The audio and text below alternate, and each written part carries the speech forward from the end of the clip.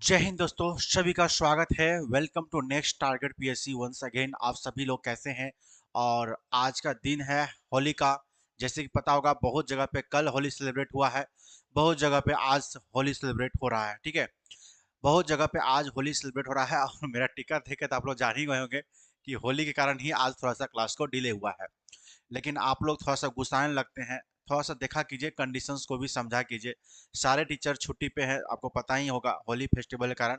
सिर्फ एक हम ही हैं जो अपना रेगुलर ड्यूटी निभाते हैं, आप लोगों के साथ जुड़ते हैं। और आप लोग उसमें भी बहुत ज़्यादा गुस्सा हो जाते हैं। थोड़ा सा लेट होता है, फेस्टिवल के कारण लेट होता ही है। ऐसे आपको पता होगा कि कोशिश करते हैं यथासंभव जितना जल्द हो सके। बहुत बार ऐसा प्रॉब्लम होता है टेक्निकल इशू कारण कि जल्दी कनेक्ट नहीं हो पाता है। जैसे अभी जस्ट मैं आ गया था, लेकिन 10 मिनट एक्स्ट्रा टाइम लग गया, क्योंकि जो मेरा सिस्टम था वो वाईफाई कैच ही नहीं कर रहा था। फिर सिस्टम को रीस्टार्ट मारे, फिर सारे इक्विपमेंट को जोड़ना पड़ता है ना, क्योंकि होली फेस्टिवल था तो सारा सब सफाई उफाई धोआ पोछा क्या क्या होता है वो सब हुआ। तो सारे इक्विपमेंट को फिर से जोड़ने में टाइम लग जाता है ना। तो आप लोग थोड़ा सा गुस्सा आने लगते हैं, तो प्लीज थोड़ा सा समझा कीजिए, है ना, अपने सर को, यानी मुझे। चलिए, कैसे हैं आप लोग? जल्दी से एक बार कमेंट करके बता दीजिए। और सभी को होली की बहुत ढेरों ढेरों शुभकामनाएं, बधाइयाँ। और आप लोग आज के दिन में हमारे साथ जुड़े हैं, ये हमारे लिए गौरव की बात है, गर्व की बात है कि आप लोग हमारे साथ जुड़े हैं। इसलिए सभी को होली की हार्दिक शुभकामनाएं। और आप लोग अच्छे रहें, मस्त रहें, है ना, पढ़ते रहें और लगातार जुड़े रहें, ताकि हम आपको आपके मुकाम तक पहुंचाने में सफल हो सकें। और हमने इस बार ठाना है कि आपको मुकाम तक पहुंचाना है। इसलिए वही बच्चा मुकाम तक पहुंचेगा, ये भी ध्यान रखना, जो लगातार जुड़े हैं और लगातार कंटिन्यूअसली पढ़ रहे हैं। चाहे वह धूप हो, चाहे छाँव हो, चाहे फिर गर्मी हो, चाहे ठंडा हो, फेस्टिवल हो, चाहे नॉर्मल डे हो, लगातार अपने आप को अगर वो मेहनत कर रहे हैं, अपने ऊपर टाइम स्पेंड कर रहे हैं, तो निश्चित सी बात है सफलता उसी को मिलती है बाबू, है ना। तो चलिए, एक बार जल्दी से सभी बच्चे से निवेदन होगा, फटाफट तरीका से आज के सेशन को शेयर कर दीजिए। और होली गिफ्ट समझ के एक बार लिंक को अपने स्टेटस में जरूर लगाइएगा। समझिएगा कि सर को आपने गिफ्ट दिया है या फिर होली का विश किया है। और लिंक को अपने दोस्तों को जरूर शेयर कर दीजिए, और एक बार अपने स्टेटस में जरूर लगाइएगा लिंक को, ताकि और भी बच्चों तक पहुंच सके। हैप्पी होली सभी को। सविता कुमारी जी, होली आपको भी। मुस्कान सिंह, हैप्पी होली आपको भी। कैसे हैं? हैप्पी होली, हैप्पी होली सभी को। होली की हार्दिक शुभकामनाएं, ढेरों बधाइयाँ। बिल्कुल, राधे राधे बाबू।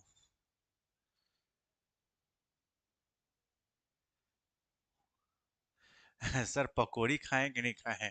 नहीं बाबू, ऐसा तो कुछ अभी तक नहीं मिला है ना। चलिए। सर, आज भी क्लास। बिल्कुल, वो इच्छा पे डिपेंड करता है ना। अगर इच्छुक है तो आप पढ़ सकते हैं। मैं इच्छुक हूँ पढ़ाने के लिए। मैं सोचा आप लोगों के साथ फीलिंग शेयर करूँ, आप लोगों से जानूं मिलूं और कुछ आपको पढ़ा भी दूं, यही बहाना। क्योंकि पढ़ाई किसी का मोहताज नहीं होता बाबू, कि आपके पास क्या है। मतलब पढ़ाई का भी ये थोड़ी ना जानता है।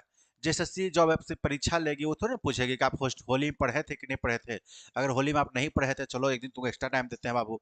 अच्छा, तुम पढ़ा था, एक दिन तुमको कम समय देते हैं। ऐसा कुछ भी नहीं है ना, ऑल आर इक्वल्स। हाँ, आप खुद को जितना डेवलप करोगे ना, आप खुद को जितना डेवलप करोगे, खुद पे जितना टाइम स्पेंड करोगे ना, आप उतने अपने आप को मजबूती पाओगे, अपने आप को उतना लेवल तक लेकर के जाओगे। मैंने हमेशा बोला है बाबू कि कछुआ ऐसे ही नहीं जीता था। कछुआ ऐसा ही नहीं जीता था क्योंकि वह कंटिन्यूअसली अपना वर्क कर रहा था ना, इसीलिए जीता था। चलिए, हैप्पी होली सभी को। स्वागत करते हैं आज आप सभी अभ्यर्थियों का। कैसे हैं आप लोग? चलिए, आज की क्लास शुरुआत करते हैं। आप लोगों में से कितने लोग हैं जिन्होंने होली खेला है? हाँ बिल्कुल, लॉर्ड चैम्सफोर्ड, बिल्कुल क्लास शुरू होगा, है ना। जबरदस्त क्लास होगा। जैसे कि आप, है ना, जुड़े थे पिछले क्लास में भी, आपने बोला कि सर कुछ एक्सप्लेन नहीं करते हो आप, है ना, ऐसा आपने बोला था। आज रुक जाओ क्लास में, ठीक है। क्वेश्चन ज्यादा नहीं है, कम ही है, लेकिन फिर भी आपका 2 घंटा जरूर मैं खा जाऊंगा, है ना। कैसे खाऊंगा आपको पता भी नहीं चलेगा। खाऊंगा मतलब ये नहीं कि बर्बाद करूंगा। हाँ, 2 घंटा में आपको इतना चीज सिखाऊंगा जो आप कभी सोचे भी नहीं होंगे। चलिए शुरुआत करते हैं, है ना। नहीं खेले हैं सर? काहे जी, ऐसे काहे कर रहे हैं? खेलना चाहिए ना। चलिए, ओके, शुरुआत करते हैं आज के क्लास को दमदार तरीके से। सबसे पहले हम लोग बात करेंगे, है ना, ये कोर्स के ऊपर। तो जो बच्चा सिपाही बैच अभी तक नहीं लिया है, ले लो बाबू, जबरदस्त क्लास है 99 में, ठीक है। ऑलमोस्ट क्लास खत्म हो गया है, और जो क्लास बचा है फेस्टिवल बाद इसको भी खत्म कर दिया जाएगा, है ना। यानी मार्च एंड होते होते हम लोग कोशिश करेंगे कि खत्म हो जाए, है ना, अप्रैल ना घुसे। और ये आप लोगों का बहुत बार कमेंट आता है कि सर मार्केट में कोई भी ऐसा ढंग का बुक बता दीजिए जो प्रैक्टिस सेट हो। इसलिए मैंने कोई भी सजेस्ट नहीं किया बाबू, क्योंकि मुझे लगा ही नहीं कि मैं किसी को सजेस्ट करूं, मैं आपको बताऊं। और उसी को ध्यान में रख करके ये प्रैक्टिस सेट यानी कि बुकलेट आप लोगों को लाया जा रहा है ना। ये क्या है, ये आपको प्रैक्टिस सेट कम बुकलेट ज्यादा है। इसमें हम लोगों ने बहुत चीजों को कवर करेगा, है ना। जैसे हिंदी पेपर 2 कवर होगा, न्यूमेरिकल एबिलिटी कवर होगी, साइंस होगी, history, geography, polity, economics, Jharkhand, current affairs, ठीक है। बजट सेशन होगा, आईएसएफआर सेशन होगा, और प्रीवियस ईयर पेपर होगा। ये काफी इंपॉर्टेंट होगा आप लोगों के लिए, ठीक है। बहुत ही जल्दी इसको लॉन्च किया जाएगा। ये ऑनलाइन माध्यम से बुकिंग होगा और आपके घर पे होम डिलीवर होगा, ठीक है। क्योंकि मेरे पास अभी पब्लिशर नहीं है कि मैं ये मार्केट में बुक पब्लिश करवा दूं और आप वहां से परचेज कर लीजिएगा।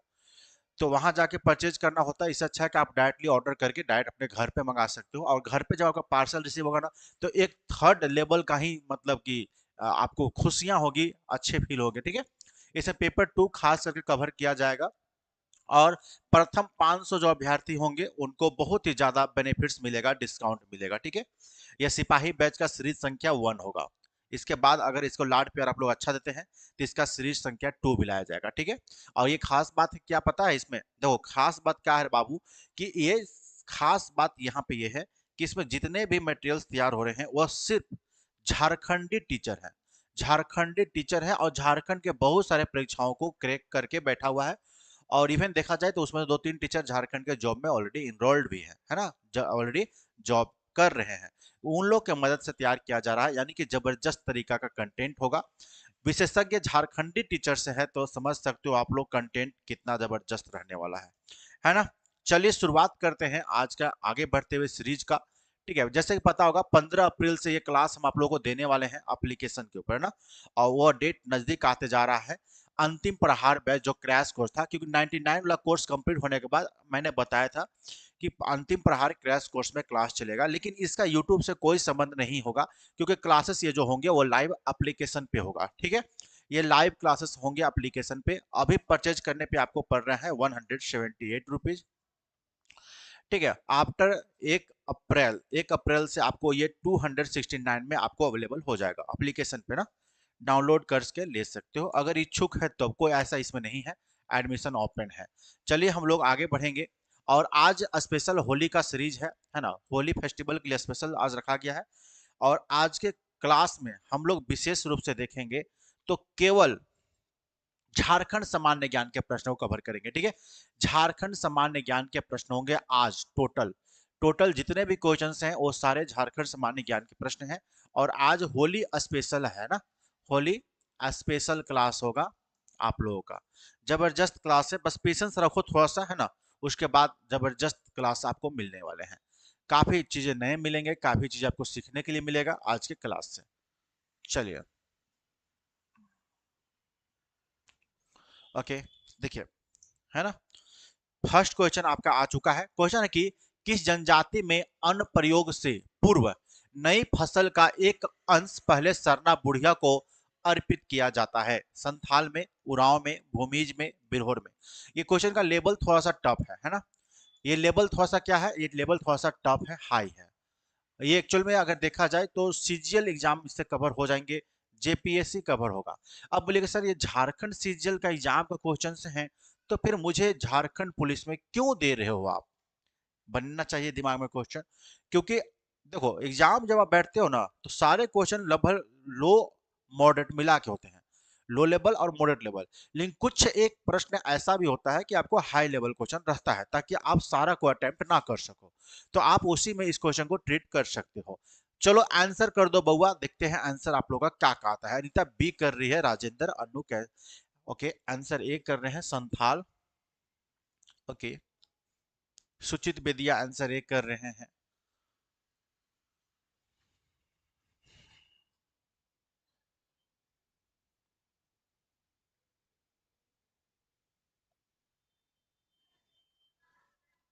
चलिए आंसर देखिए, सबका आंसर ए और बी में जा रहा है ना। सी और डी तो कोई टच ही नहीं कर रहा है, भूमि जब विरोध टच ही नहीं कर रहे हैं।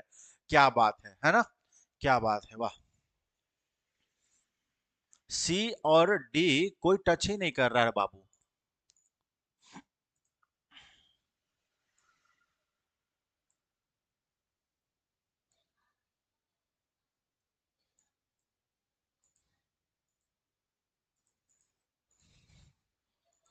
ओके, आंसर यहाँ पे क्या होगा? देखो, यहाँ पे ना ध्यान रखना, उरांव ट्राइब्स हो जाएगा, ठीक है। उरांव ट्राइब्स में ऐसा होता है कि अगर आप अन्न प्रयोग से पूर्व अगर आप अन्न उगाए हैं और उस अन्न को यूज करने जा रहे हैं, तो उससे पहले कुछ अंश यानी कुछ भाग, थोड़ा सा ही क्यों ना, आपका जो सरना बुढ़िया होती है उनको जाकर समर्पित की जाती है। उसके बाद उस अन्न को ग्रहण किया जाता है। तो ये क्वेश्चन थोड़ा सा जो है ना वो लेवल हाई है, सीजे लेवल का है, लेकिन हो सके का अच्छा प्रश्न लगा मुझे कि आपके साथ बताना चाहिए, इसलिए आप लोगों को दिया गया है।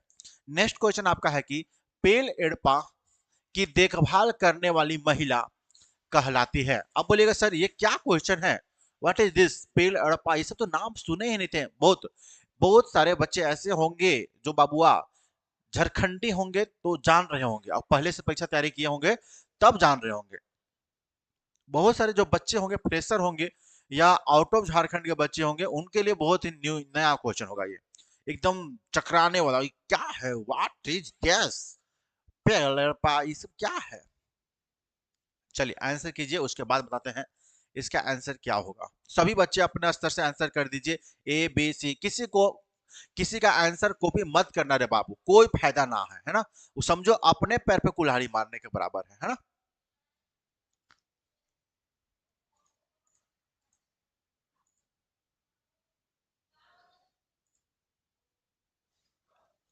ओके, देखो बहुत बच्चा आंसर बी और सी के साथ जा रहे हैं ना। बी के साथ जा रहे हैं मंझली धांगरीन, और बहुत सारे बच्चे सी के साथ जा रहे हैं बड़की धांगरीन। एक्चुअल में क्या होता है पेल एड़पा, आप लोग हम बात करेंगे पेल एड़पा के बारे में पहले ना। चलिए पहले हम लोग पेल एड़पा की बात करेंगे। पेल एड़पा क्या होता है? पेल एड़पा जो है ना एक्चुअल में धूमकुड़िया का नाम सुने होंगे आप लोग, धूमकुड़िया। धूमकुड़िया, ये धूमकुड़िया क्या होता है बाबू? धूमकुड़िया उरांव जनजाति का क्या है? ये युवा गृह है जहां पे सांस्कृतिक कार्यक्रम की जाती है, सांस्कृतिक संस्कृति सिखाई जाती है, दी जाती है, शिक्षा दी जाती है, ऐसे बोल सकते हो सिंपल भाषा में। तो धूमकुड़िया होता है, ये युवा गृह है, ठीक है। ये क्या है? युवा गृह है, जैसे कि आप देख सकते हो इस तरह से ना। यहाँ पे देखो ये क्या है, ये एक्चुअल में वही चीज है जो हम आपको बताने वाले थे, वही चीज है ना। ये युवा गृह है, ये क्या है? युवा गृह है।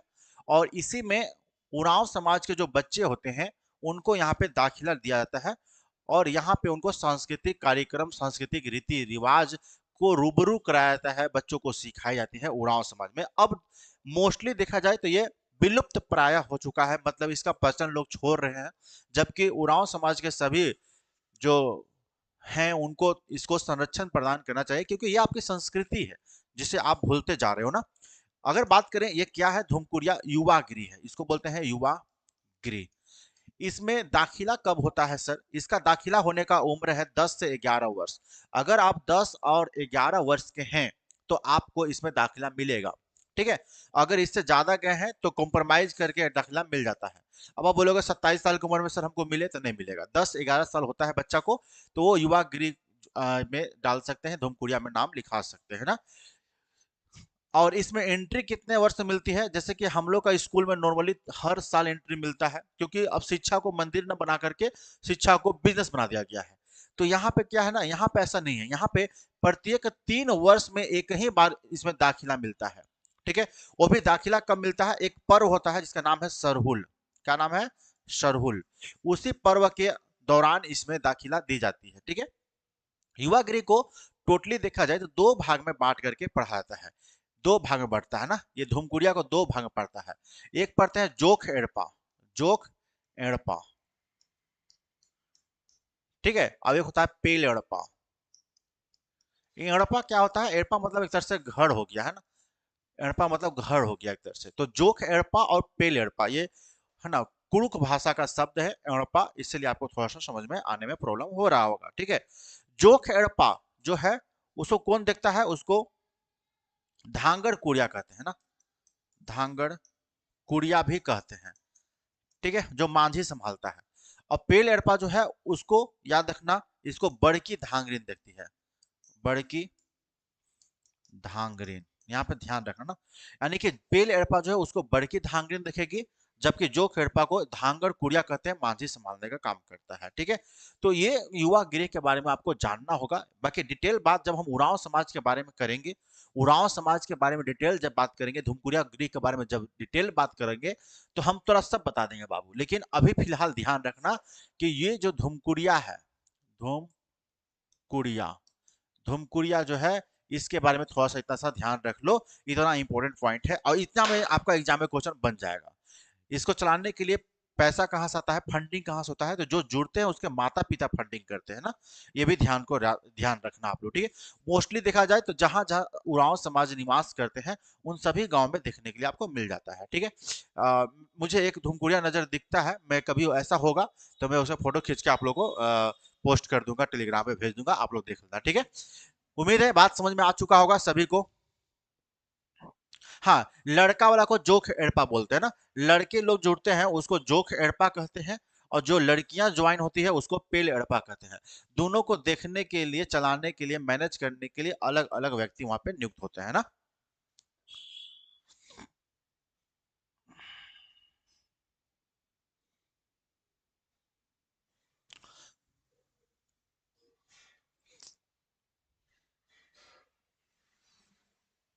हाँ, 3 साल में एक बार एंट्री मिलता है, ठीक है। समझ में आ गया, कोई दिक्कत यहाँ पे नहीं होना चाहिए। आगे बढ़ेंगे बाबू, नेक्स्ट क्वेश्चन में आ जाओ। Okay, question number 2।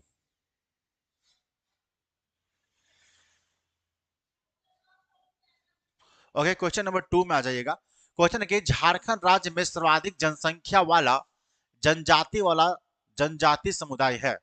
यानी कि झारखंड राज्य में सर्वाधिक जनसंख्या वाला जनजाति वाला समुदाय कौन सा है। यानी कि झारखंड में आप ऐसे बोल सकते हो कि सर्वाधिक जनसंख्या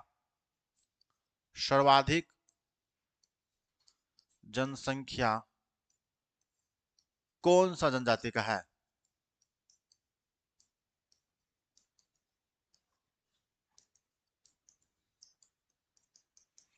कहने का मतलब है ना कि हमने सेंसस आपको पढ़ा रखा है ना, सेंसस आपको पढ़ा रखा है एप्लीकेशन पे, जो आपका झारखंड पुलिस क्लास है उसमें, वहां से क्वेश्चन बाहर नहीं जाएगा, ठीक है। आंसर कीजिए, क्या आंसर होगा।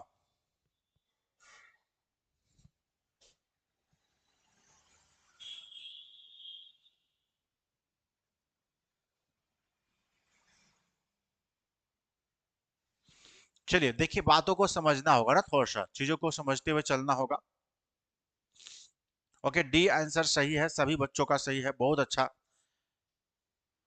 हाँ देखिए, कलुआ छोड़ा अभी आया है अपना नाम से, ओरिजिनल नाम से आया है आज वो। एसी स्पॉट, कंचन ठाकुर, श्रेया सिंह, प्रणाम सर, श्रेया सिंह कैसे हैं, सभी को हैप्पी होली। चलिए, यहाँ पे एक बात करेंगे क्वेश्चन के ऊपर ना। क्वेश्चन यही पूछ रहा है ना कि कौन सा ट्राइब्स है, जो जनजाति है जो सबसे ज्यादा झारखंड में निवास करती है। सबसे पहले हम बात करेंगे कौन सा ट्राइब्स की बात करेंगे हम लोग, यहाँ पे देखो यही ट्राइब्स है वो कौन सा ट्राइब्स है, ये ट्राइब्स है।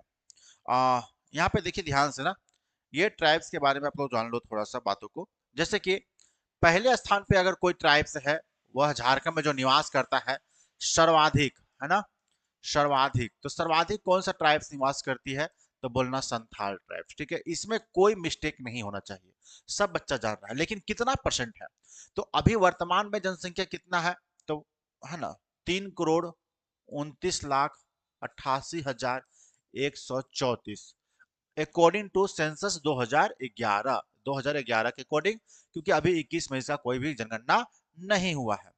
अभी हम बात करेंगे इसमें, इसमें से लगभग संथाल ट्राइब जो है वह 35% अकेला है, 35% अकेला निवास करता है ना, 35% लगभग है संथाल ट्राइब्स। वहीं पे पहला स्थान पे ना, और इस हिसाब से क्या होता है, ये पहला बन जाता है, फर्स्ट स्थान होता है झारखंड में ट्राइब्स के मामले में ना, ठीक है।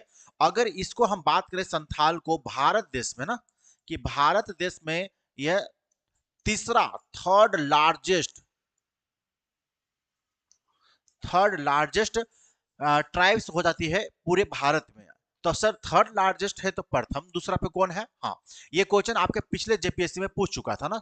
सेवेंथ जेपीएससी जो हुई थी, 7 to 10 जेपीएससी, उसमें पूछा था कि बताइए कि ज्यादा जनसंख्या किस ट्राइब्स का है। तो वहां पे ना थोड़ा सा बच्चा मिस्टेक किया था, जबकि मैंने पढ़ाया था, उन लोगों को पढ़ाया था। प्रथम स्थान पे थे आपको पहले गोंड, अब कौन सा हो गया है? अब भील हो गया है। अब कौन सा हो गया है? भील ट्राइब्स। और उसके बाद गोंड ट्राइब्स। ठीक है, उसके बाद संथाल जो कि झारखंड में पाया जाता है। ठीक है, बात समझ में आ गया। तो तीसरे स्थान पे हमारा संथाल ट्राइब्स यहाँ पे लैंड कर रहा है 35% जनसंख्या के साथ झारखंड में। दूसरे स्थान पे कौन है सर?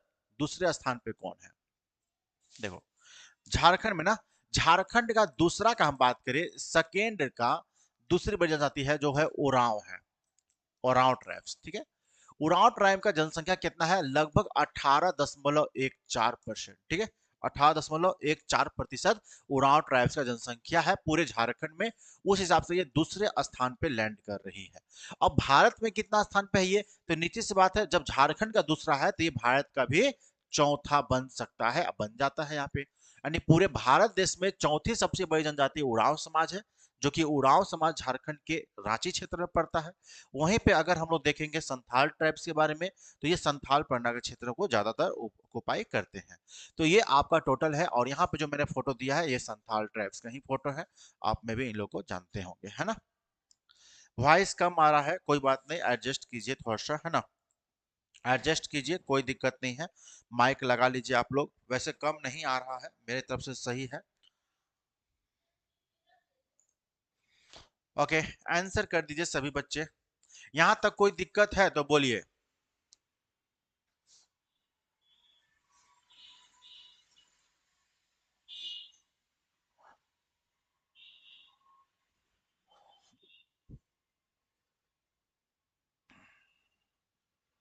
फिजिकल कब है सर? फिजिकल देखिए हम ऑलरेडी डिस्कस किए थे बाबू।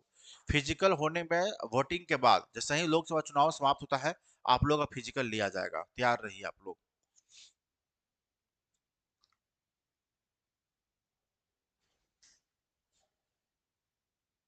हाँ बिल्कुल, ये बोल सकते हो ना, अगर सबसे ज्यादा डेवलपमेंट अगर किसी ट्राइब्स में हुआ है तो ये उरांव ट्राइब्स में सबसे ज्यादा डेवलपमेंट हुआ है, क्योंकि ज्यादातर शिक्षित उरांव समाज बने हैं इस बार, है ना। ये लोकल लेटेस्ट आंकड़ा के अनुसार। चलिए नेक्स्ट बात करेंगे, क्वेश्चन नंबर 4। ओके, प्रश्न संख्या 4 आपका है कि दसम जल प्रपात किस नदी पर स्थित है? दामोदर नदी पे, कांची नदी पे, भेड़ा नदी पे, या फिर बराकर नदी पे? आंसर कर दो बाबू।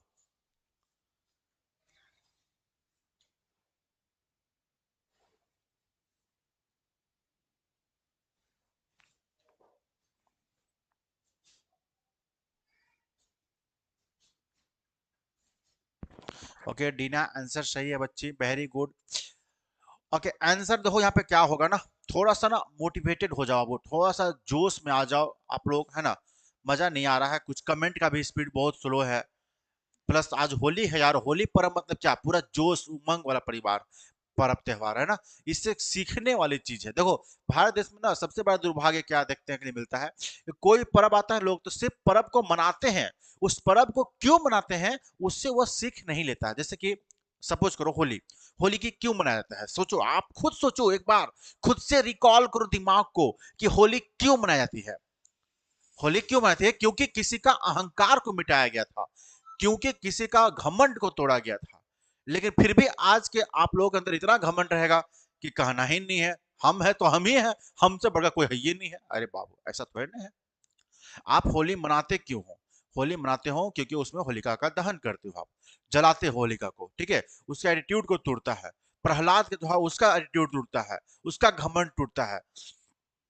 तो आप अपने अंदर उसको उतारिए कि हम भी आज से अपना जो एटीट्यूड है, जो हमारा घमंड है, हम उसको खत्म करेंगे, सबको प्रेम भाव से देखेंगे। तो उसके जो प्रेरणा है उसको अपने अंदर उतारिए, है ना। मोटिवेट रहिए, चीजों को सीखिए। कहने का मेरा मतलब है कि आप चीजों से सीखिए, है ना। सीखिए, उसको उतारिए अपने लाइफ में, ठीक है। दसम जल प्रपात जो है वह किस नदी पर स्थित है? दामोदर नदी पे है, कांची नदी पे है, भेड़ा नदी पे है, या बराकर पे है? मोस्टली बच्चे का आंसर आया था बी, कांची नदी पे, है ना। दसम जल प्रपात जो है वो बिल्कुल कांची नदी पे ही है। कांची नदी पे ध्यान रखना बाबू, यह किसकी सहायक नदी है? ये स्वर्ण रेखा नदी का है, स्वर्ण रेखा नदी, नदी की सहायक है, स्वर्ण रेखा नदी की सहायक नदी में से एक है। हम फिर नेक्स्ट बात करेंगे अगर हम लोग इस पे, है ना, ये कितना फीट से गिरता है? लगभग 40 मीटर से गिरता है, या फिर, है ना, आप इसे कह सकते हो 144 फीट से गिरता है ना। देखो कहां पर पड़ता है सर ये नदी, ये मतलब ये फॉल कहां पड़ता है? ये फॉल पड़ता है रांची में बाबू, ठीक है। ये फॉल का खासियत क्या है? 10 धाराओं में बहती है, 10 धाराओं में बहती है, इसीलिए इसका नाम पड़ गया दसम। लेकिन इसका एक और रीजन है दसम पढ़ने का, वहां का नाम, वहां का स्थानीय नाम, स्थानीय नाम क्या है? दसोंग है, दसोंग, तो उसी से नाम पड़ गया दसम फॉल, ठीक है। कोई दिक्कत यहां तक नहीं होना चाहिए, उम्मीद करेंगे हम यही चीज को। रांची से कितना दूरी पे है पूछ देगा, बोल देना 34 किलोमीटर लगभग लगभग दूरी पे है, ठीक है। ये बात हुआ, लेकिन आइए अब थोड़ा सा हम लोग मैप से समझते हैं ना। ये देखो ये फॉल है ना, दसम फॉल,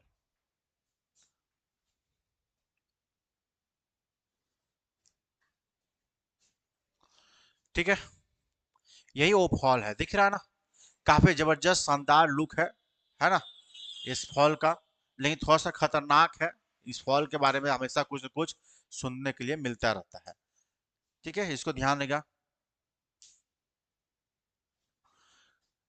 चलिए आगे बात करेंगे हम लोग। अब इसके हम थोड़ा सा समझना ना मैप को, इस मैप को समझने की कोशिश कीजिएगा।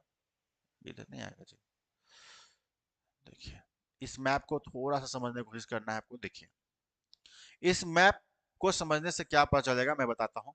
जैसे कि ये देखो, ये क्या है मेरा, ये मेरा स्वर्ण रेखा नदी है, ठीक है। ये जिधर से डूब रहा है मैं उधर से उठा रहा हूँ ना इस नदी को, ये मेरा स्वर्ण रेखा नदी है ना।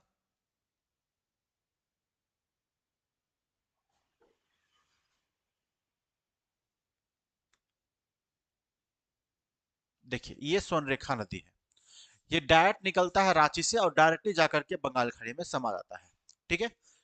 ये रांची से निकलता है, इसी में देखिए आके मिलता है सीताफॉल, सीताफॉल एगो बनता है, इसी में आके मिलता है स्वर्ण रेखा नदी मिलता है, ठीक है। उसके बाद यहाँ पे देखिएगा तो एक यहाँ पे है बन्नी करके नाम है, जो बनती है नदी आती है इसमें मिलती है। दसम फॉल की हम लोग बात करते हैं ना, यहाँ देखिए दसम फॉल यहाँ पे है कांची नदी पे, यानी कांची नदी निकल रहा है रांची से ही, और यहाँ दसम फॉल का निर्माण करते हुए इसकी धारा जा करके कहा मिल जा रही है? स्वर्णरेखा नदी में मिल जा रही है ना। आप लोग जान गए होंगे। उसके बाद एक फॉल और है जोन्हा फॉल, यहाँ देखिए जोन्हा फॉल यहाँ आके मिल रहा है।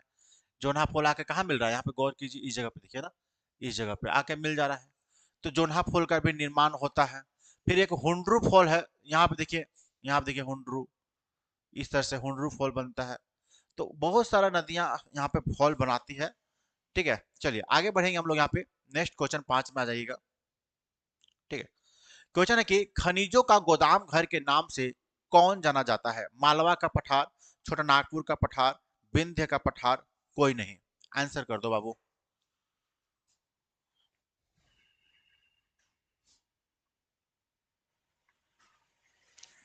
बफरिंग हो रहा है आप लोग का, ऐसा हो ही नहीं सकता है, पॉसिबल ही नहीं है कि बफरिंग हो रहा है ना। मेरे में बफरिंग नहीं हो रहा है तो आप में कैसे हो सकता है बताइए।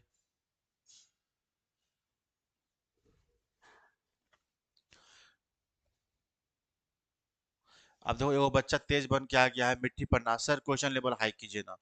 कौन परीक्षा तैयारी कर रहे हो, आपको पता है? परीक्षा को पता है कौन सा परीक्षा है? आप परीक्षा को देखो बाबू, परीक्षा को देखो। आप पढ़ रहे हो ना, आपके लिए बहुत बेस्ट है, लेकिन और बच्चे जो हैं उनको भी ध्यान रखना होता है ना। आप समझिए चीजों को, अगर आप मेरे जगह रहोगे ना तो आप भी यही बात को समझोगे। यहाँ पे देखो खनिजों का गोदाम घर के नाम से किसे जाना जाता है ना। खनिजों गोदाम घर जो है वो छोटा नागपुर का पठार को जानाता है। किसको? छोटा नागपुर का पठार को खनिजों का गोदाम घर के रूप में जानते हैं हम लोग। छोटा नागपुर पठार जो है वो बहुत ज्यादा प्रमुख है, क्योंकि यहाँ पे बहुत तरह का खनिज मिलता है ना। खनिज यहाँ पे बहुत तरह का मिलता है। वैसे पता ही होगा झारखंड राज्य में सर्वाधिक खनिज मिलती है, सबसे रिच है, फिर भी गरीबी ज्यादा है, बेरोजगारी ज्यादा है।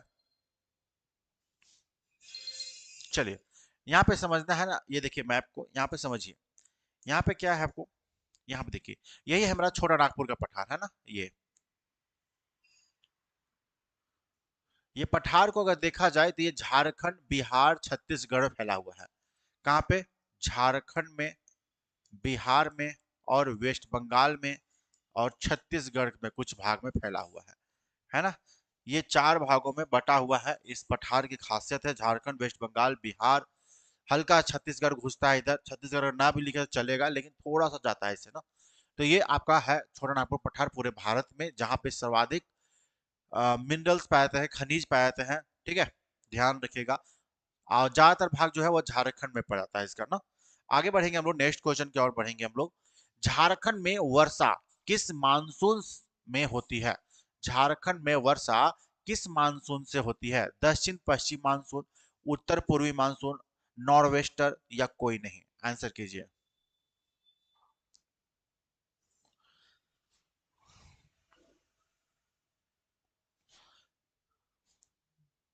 आप लोग पूरा मारा मारी कर लगते हैं। वही एक एक जन बोलता नहीं है, मारा मारी पूरा चालू हो जाता है आप लोग का। ऐसा नहीं है ना। चलिए, आंसर क्या होगा सोचिए, आंसर कीजिए ना। बहुत शानदार आंसर होना चाहिए आप लोग का। साउथ ईस्ट बोल रहा है बच्चा, बहुत अच्छा। साउथ ईस्ट बोल रहे हैं ना। साउथ ईस्ट मतलब क्या हो गया? नीचे और इधर, यानी कि दक्षिण पूर्व हो गया। झारखंड में लगभग 80% वर्षा, बाबू ध्यान रखना, 80% वर्षा जो है वह साउथ वेस्ट यानी कि दक्षिण पश्चिम मानसून से होता है। आप कैसे कह सकते हो, how can you tell this, कि दक्षिण पूर्व से होता है? हाँ, दक्षिण पूर्व ऑप्शन में भी नहीं है। 80% वर्षा झारखंड में होता है, और ये मानसून झारखंड पहुंचता है 10 से 15 जून के बीच में ना। 10 से 15 जून होते होते झारखंड में प्रवेश कर जाती है और यहाँ पे वर्षा करना शुरू कर देती है। हाँ, उमेश कुमार अपना प्रश्न उत्तर साथ में लिखिए, बिल्कुल सभी लोग प्रश्न उत्तर लिखिए, आंसर कीजिए, अच्छा लगेगा ना। आंसर यहाँ पे क्या होगा? ए, दक्षिण पश्चिम मानसून से सर्वाधिक वर्षा झारखंड राज्य में होता है। ठीक है, नेक्स्ट क्वेश्चन है 7 नंबर। क्वेश्चन है कि इनमें से कौन सा झारखंड में है? बांदीपुर राष्ट्रीय उद्यान, बांधवगढ़ राष्ट्रीय उद्यान, बेतला राष्ट्रीय उद्यान, इनमें से कोई नहीं। ओके, अजय महली 7 का आंसर सी किए हैं सबसे पहले, बहुत अच्छा। विकास, अमृता, छोटू, सोनाली, राहुल, रिया, चौधरी, विवेक। ओके, बहुत अच्छा आंसर है ना। सब बच्चा का आंसर आना चाहिए, तभी मजा आएगा। जितना बच्चा कमेंट करेंगे उतना ज्यादा जबरदस्त मजा आने वाला है क्वेश्चन में ना। इसका आंसर करना है आप लोग को। बताइए कौन सा आंसर इसका होगा, सबसे पहले बताना है। देखिए, अभी जो रिसेंटली आपका हुआ है उसमें एरिया पूछ दिया था ना। एरिया, और हम एरिया के बारे में डिस्कस किए थे। 231.67 किलोमीटर स्क्वायर है इसका एरिया। ठीक है, साथ में इसकी स्थापना कब हुई थी? 1986 ईस्वी में इसको स्थापना किया गया था। प्लानो है ना, ये राष्ट्रीय उद्यान घोषित किया गया था, स्थापना कर दिया गया था 1980 में। और एक डेट और आपको याद रखना है, 1932। इसमें क्या हुआ था? यहाँ पे बाघ की गणना हुई थी, बाघ की गणना गणना हुई थी सबसे पहले। ध्यान रखना, सबसे पहले गणना हुई थी, सबसे पहले फर्स्ट टाइम 1932 में गणना हुई थी। ये वर्तमान में कहां पड़ता है? ये वर्तमान में लातेहार जिला में पड़ता है बाबू। तो इतना पॉइंट ध्यान रख लो, कसम से कभी भी दिक्कत नहीं होगा परीक्षा में ना। इतना पॉइंट ध्यान रख लीजिए, कभी भी दिक्कत नहीं होगा। समझ में आ गया सभी को? कोई दिक्कत नहीं होना चाहिए रे बाबू, है ना, कोई दिक्कत नहीं होना चाहिए। इतना से बाहर क्वेश्चन नहीं जाएगा, विश्वास तो रखिए। आना होगा इतना ही मांगा। सब पेपर पर दोनों कोर्स की कितनी फीस है सोनी पर? पेपर 1 और पेपर 2 दोनों का क्लास 99 करके मिल रहा है। एप्लीकेशन पे जाइए, डाउनलोड करिए और जुड़ जाइए। 1 तारीख जैसे ही होगा फीस बढ़ाएंगे, बढ़ाएंगे ना। चलिए, यहाँ पे आंसर सी हो जाएगा, बेतला राष्ट्रीय उद्यान बोल देंगे इसको। पलामू वन्य अभ्यारण भी कह सकते हो कभी कभी, उसका भी आता है। आंसर सभी बच्चे कर दीजिए।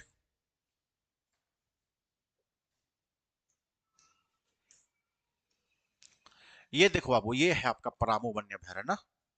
ये पलामू वन्य अभयारण्य का क्षेत्र है, जितना दूर में विस्तार है ये मुख्य रूप से अगर देखा जाए यहाँ पे है ना, यहाँ पे देखिए, ये मुख्य रूप से मैं क्या बोल रहा हूँ, झारखंड में इसका विस्तार है।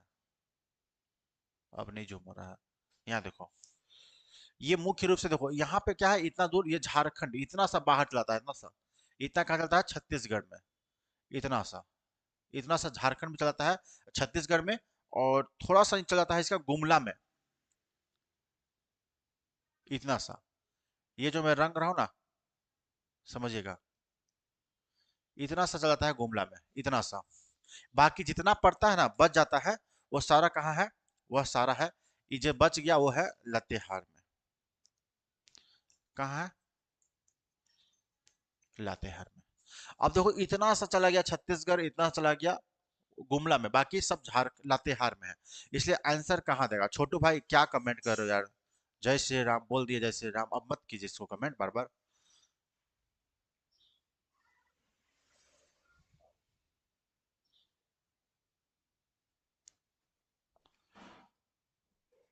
है ना, चलिए, क्लास का मर्यादा को समझिए, है ना, आप लोग पढ़े लिखे बच्चे हैं और नौकरी का तैयारी कर रहे हैं, सबसे बड़ी बात है आप नौकरी का तैयारी कर रहे हो ना, तो चीजों को समझिए थोड़ा सा। ये देखिए, ये मैप को समझिएगा थोड़ा सा, यहाँ पे देखिए डिटेल्स यहाँ पे थोड़ा सा और है, ये देखो ये जो है ना बाबू, ये इतना चला जाता है छत्तीसगढ़ में, और यहाँ पे समझिएगा ये इतना सा चला जाता है उड़ीसा में, बाकी जितना बचता है ना, सॉरी मैं गलती बता दिया हूँ, इतना सा चला जा रहा है ना, ये वाला चला जा रहा है गुमला में, ये चल जा रहा है गुमला में, ये नहीं, बाकी ये सारा जो है वो सारा लातेहार में पड़ता है, क्योंकि देखिए इधर भी लातेहार है, इधर भी लातेहार है, यानी इतना सा चला गया ये भाग उड़ीसा में, गुमला में, लेकिन कहेंगे कहाँ पे है, ये लातेहार कहेंगे ना, आप लोग उड़ीसा और गुमला मत कर दीजिएगा कभी भी, और छत्तीसगढ़ और गुमला मत कीजिएगा, ठीक है, ये क्षेत्र पड़ता है विस्तार।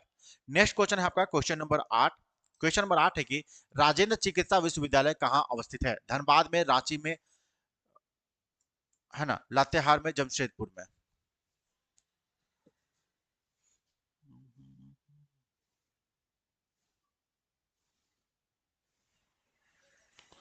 ओके, आंसर है संतोष, आंसर है कर रहे हैं उमेश, ठीक है, करिश्मा राज, मिट्टी पन्ना, आंसर करिए सभी बच्चे, कमेंट कीजिए और क्वेश्चन नंबर इंक्लूड कीजिए ना, कलवा 8 का रिम्स सही है ना, RIMS is the right answer, ध्यान रखिएगा। 2002 ईस्वी में रिम्स का नामकरण हुआ था ना, उसके बाद इसका नाम रिम्स पड़ गया था, ठीक है, RIMS Rajendra institution medical science है ना, इस तरह से नाम है इसका। राजेंद्र चिकित्सा विश्वविद्यालय कहाँ अवस्थित है, ये रांची में स्थित है बाबू। स्थापना वर्ष कब था इसका, 1960 ईस्वी में, सबसे पहले उसमें क्या था, उसमें बिहार था, बाद में इसका नाम चेंज किया गया 2002 ईस्वी में ना। चलिए, यही है, देखना, राजेंद्र प्रसाद राजकीय आयुर्वेदिक महाविद्यालय और चिकित्सा। चलिए नेक्स्ट क्वेश्चन नंबर आइए, क्वेश्चन नंबर 9। नेक्स्ट क्वेश्चन है, रांची विश्वविद्यालय की स्थापना कब हुई थी, 1960 में, 1956 में, 1926 में, 1972 में। हाँ 20 सही था ना ममता, बिल्कुल, अलोन वाली खुशी। एक बार जल्दी से सभी लोग शेयर कर दो यार, स्टूडेंट लाइफ प्लीज शेयर कर दीजिए सेशन को, सभी बच्चा एक बार सेशन को शेयर कर दीजिए, ठीक है, मजा आ जाएगा। रांची विश्वविद्यालय की स्थापना पूछा जा रहा है 1960 ईस्वी में, 1956 में, 1926 में, 1972 में, सही आंसर होगा 1960 ईस्वी में, है ना, ए इज द करेक्ट आंसर, बिल्कुल सही है बुआ। सभी लोग सेशन को लाइक कर दिए जल्दी से, और किनको किनको क्लास अच्छा लग रहा है कमेंट करके बताते चले, है ना, मजा आते रहेगा, ठीक है, मोटिवेशन मिलते रहेगा, मजा आते रहेगा। हार्दिपाल गर्दा आंसर, बफरिंग हो रहा है ना, बफरिंग मेरे साइड तो नहीं हो रहा है, आपके साइड से हो रहा है होगा। चलिए आंसर क्या होगा यहाँ पे, आंसर हो जाएगा ऑप्शन नंबर ए, 1960 ईस्वी में ना इसकी स्थापना हुई थी, और ये पहला यूनिवर्सिटी था, ये क्या था, झारखंड का पहला यूनिवर्सिटी, झारखंड का पहला यूनिवर्सिटी बन गया था ये रांची विश्वविद्यालय, ठीक है। स्थापना कब हुआ था, 1960, अगर एग्जैक्ट डेट पूछेगा तो 12 जुलाई। आगे बढ़िएगा, नेक्स्ट क्वेश्चन है 10 नंबर। क्वेश्चन नंबर 10 है कि नेतरहाट आवासीय विद्यालय की स्थापना कब हुई थी, 1951, 1972, 1954, 1919।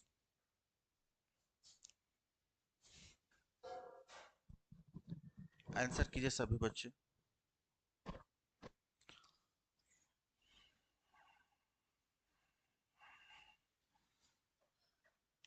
Okay, army status, very good. Anu police. देखिए सही आंसर होगा 1954 ईस्वी में ना। 1954 ईस्वी में इसकी स्थापना हुआ था। कहाँ पड़ता है ये सर? ये नेतरहाट आवासीय विद्यालय जो है वो पड़ता है लातेहार जिला में। लातेहार जिला में है, one of the top school में से आता है आवासीय विद्यालय के रूप में, ठीक है। कहाँ हुआ था? लातेहार में। और लातेहार आपको पता ही है क्यों प्रसिद्ध है, ठीक है। तो आप लोग जानते ही हैं 1954 ईस्वी का स्थापना हुई थी। कहाँ हुआ था? लातेहार जिला में। और अगर डेट पूछ देगा तो बोलना 15 नवंबर ना। चलिए, ये देखो यही विद्यालय है ना, नेतरहाट आवासीय विद्यालय। दिख रहा है ना, काफी सुंदर नजारा है।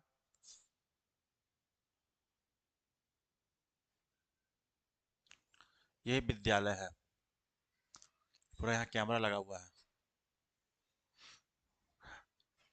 गजब है यार, दुतल्ला है लेकिन। दो दो फ्लोर में है ना। शानदार स्कूल है, जबरदस्त। यहाँ का जो माहौल है ना, गजब है। क्या ही बताऊं। कितने लोग यहाँ पे गए हो जी? हाँ, कितने लोग गए हैं?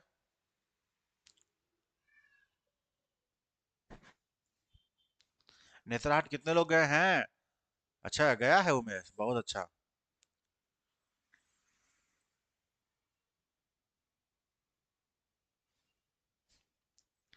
चलो, यहाँ पे ना नेक्स्ट बात करेंगे हम लोग यहाँ पे। ये उसका टोटल ग्राउंड है, ये उसका ग्राउंड है, देखिए। ये ही स्कूल है ना, पूरा भयानक स्कूल है ना। यहाँ देखो ऐसे, देखो यहाँ पे है, फिर ऐसे, ये सब का है। इसका सब ये है, कंपार्ट, ये है डिपार्टमेंट, है डिपार्टमेंट है। यहाँ देखो इस टाइप से ना।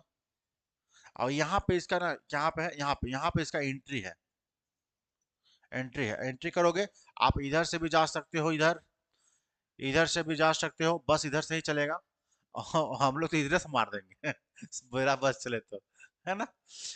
तो शानदार स्कूल में से एक है, नमूना है ये स्कूल। और एक सैनिक स्कूल जो है, वो अपने आप में सराहनीय है, जो अलग पहचान देता है झारखंड को ना।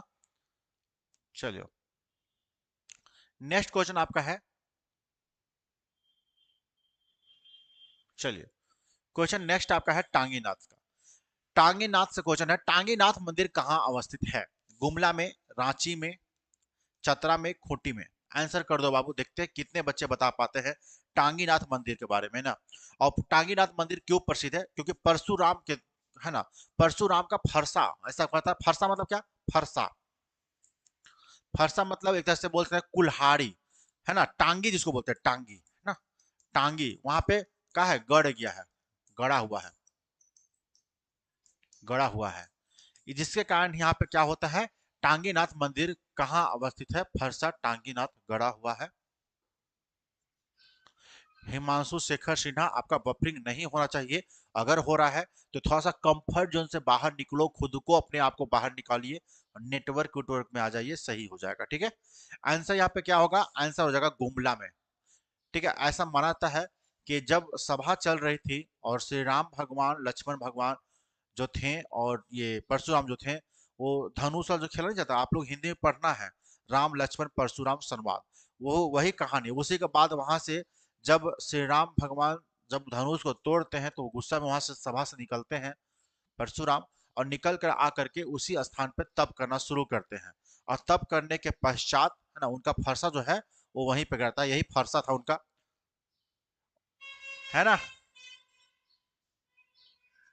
यही वो फरसा है उनका है। और ऐसा माना जाता है कि जो एक बार क्या हुआ था ना, कि जो बड़ा बड़ा ये लोहार लोग होता है ना, लोहार, वो लोग आकर के इसको लोहा समझ के निकाल रहे थे, और निकालने के दौरान इसको काटने के या फिर कोशिश कर रहे थे, तो उनका मृत्यु वहीं पे हो गया था इंस्टेंटली। तो ये भी सच माना जाता है, वहाँ के स्थानीय लोग बताते हैं, ठीक है। बाकी बात, मंदिर देख सकते हैं, इस तरह से मंदिर आपका है वहां पे। और अन्य देवी देवता को भी स्थापित किया गया है। पत्थर का बना हुआ बहुत सारा मूर्ति आपको नमूना देखने को मिलेगा। अगर आपको देखना है कि पहले के समय में कैसा, है ना, आर्किटेक्ट था, किस तरह से मूर्तियां बनी थी पत्थरों पे, तो आप यहाँ पे जा करके भव्य आनंद ले सकते हैं उस चीजों का, है ना। चलिए आगे बढ़ेंगे हम लोग यहाँ पे। नेक्स्ट आएंगे 12 नंबर क्वेश्चन। क्वेश्चन है कि रजरप्पा में किस देवी का मंदिर है? सरस्वती का, पार्वती का, लक्ष्मी का, छिन्नमस्तिका का?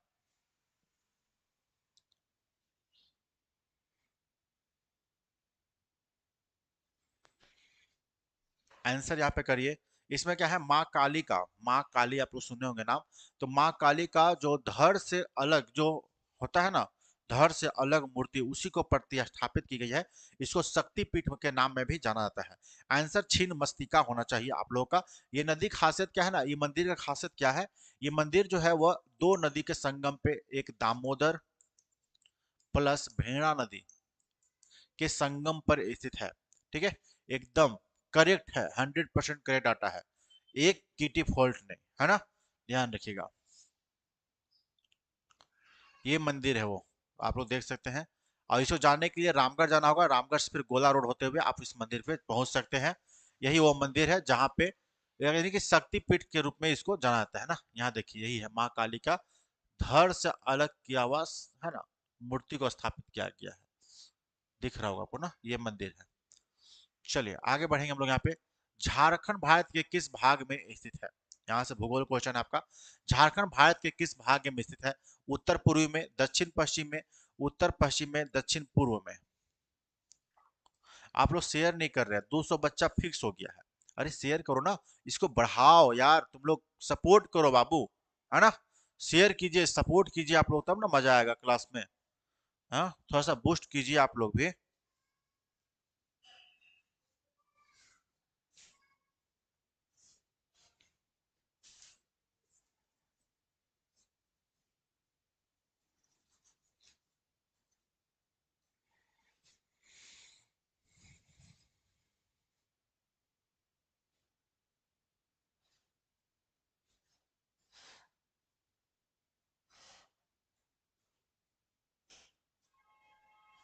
ओके, आंसर यहाँ पे क्या होगा? आंसर हो जाएगा उत्तर पूर्व में ना।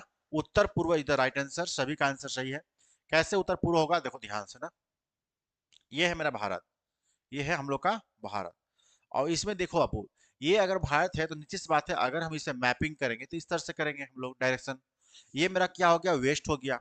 ये हमारा ईस्ट हो गया। हमारा ऊपर में नॉर्थ है और नीचे में साउथ है। तो अब पूछ रहा झारखंड कहाँ है। आप देखो इधर से कौन आ रहा है, इधर से मेरा नॉर्थ आ रहा है ना। कौन आ रहा है? नॉर्थ। नॉर्थ। और इधर से कौन आ रहा है?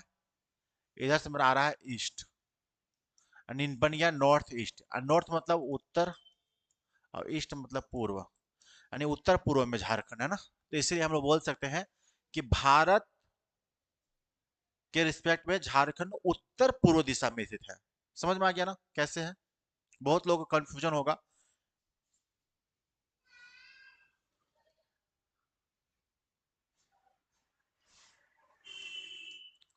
चलिए अगले क्वेश्चन में आइएगा, नेक्स्ट क्वेश्चन में, क्वेश्चन नंबर 14 है ना, प्रश्न संख्या 14।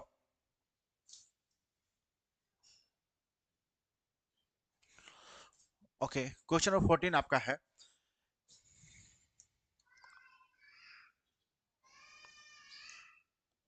चलिए क्वेश्चन नंबर 14 आपको आंसर करना है कि झारखंड राज्य का अक्षांशीय विस्तार कितना है? अक्षांशीय विस्तार बता चुके हैं, आंसर कीजिए।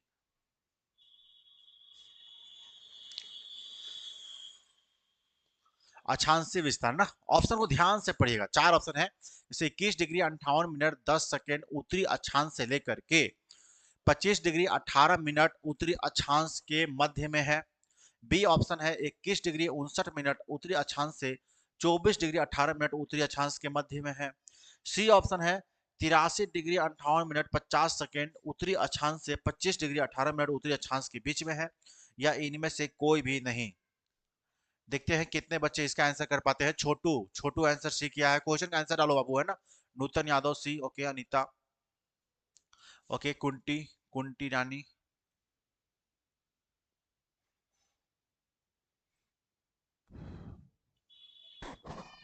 ओके। निखिल, इंदु लकड़ा, वीर गोस्वामी, अंकित, सोनाली, बिल्कुल सबका आंसर सही है ना। आंसर क्या हो जाएगा? आंसर ए हो जाएगा। 21 डिग्री 58 मिनट 10 सेकेंड से लेकर के 25 डिग्री 18 मिनट इसका विस्तार है ना। अब ये कैसे है सर, ये क्या होता है? बहुत सारे बच्चों के मन में ये बन रहा होगा कि है क्या सर, कितने लोग चाहते हैं इसको बता दे, पहले कमेंट करिएगा एक बार। जितने बच्चे चाहते हैं ऐसे जल्दी से हाथ उठा दीजिएगा।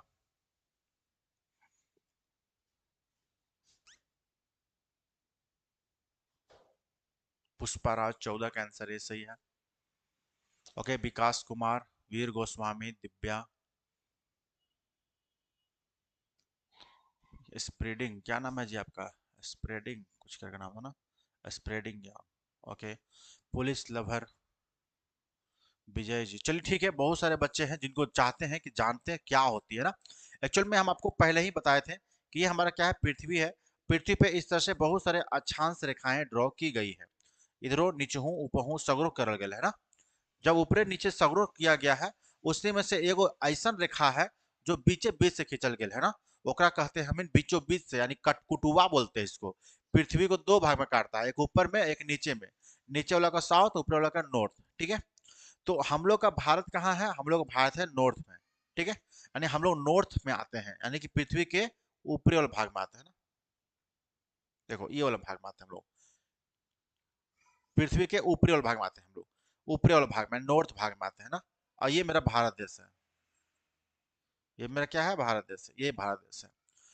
इसी में से झारखंड एगो है। तो नीचे से बात है, अगर ये लाइन जो है वो ऐसे खींचा गया है, नीचे से ऊपर की ओर खींची जा रही है, तो एक रेखा ऐसा होगा जो यहाँ पे खींचा गया होगा, है ना, इस जगह पे, इस जगह पे, है ना। उसके बाद हर एक डिग्री पे ऐसे रेखाएं खींची गई है जो हमारे झारखंड से बीचों बीच से गुजरता है। ये रेखा, इसको नाम क्या है, 23.5 डिग्री, कर्क रेखा, है ना। एक रेखा ऐसा खींचा गया है जो यहां से गुजरता है, यहां से, इसको कर्क रेखा कहते हैं, ठीक है। क्या बोलते हैं, कर्क रेखा। उसके बाद और भी रेखाएं खींची गई है ना। हर एक डिग्री के अंतराल पे हमारा पृथ्वी पे खींचा गया है। अब पृथ्वी में ही भारत है, भारत में झारखंड है, तो झारखंड से भी खींचा जाएगा। सिंपल सी बात है, समझने वाली, है ना। इस तरह से बहुत सारे रेखाएं खींचे गए हैं। एक रेखा ऐसा भी होगा बाबू जो यहां से टच करता होगा, ये वाला रेखा, ये वाला सबसे अंतिम रेखा। समझ रहे बात को ना? बात समझ में आ रही है ना।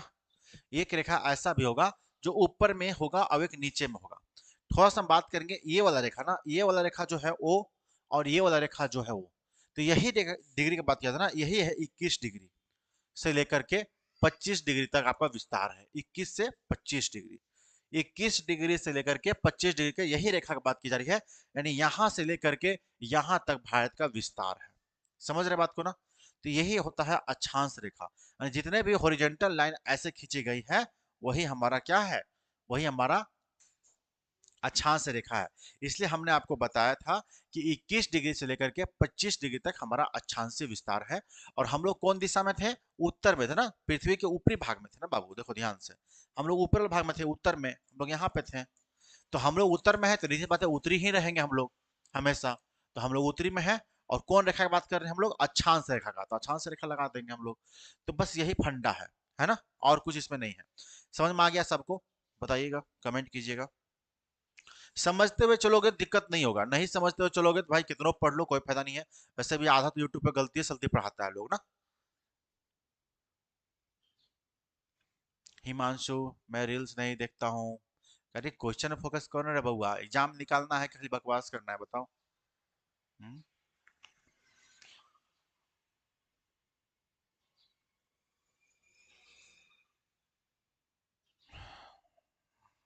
सी गुप्ता।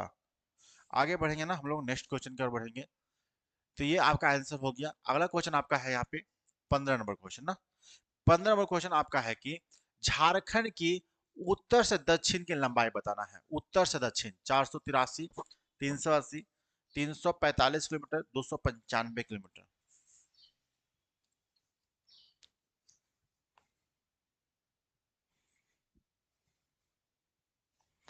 चलिए आंसर कर दीजिए। कुल लंबाई उत्तर से दक्षिण मतलब क्या हुआ, यहां से यहां का भाग, है ना, यहां से यहां का भाग। जल्दी से बता दीजिए क्या होगा।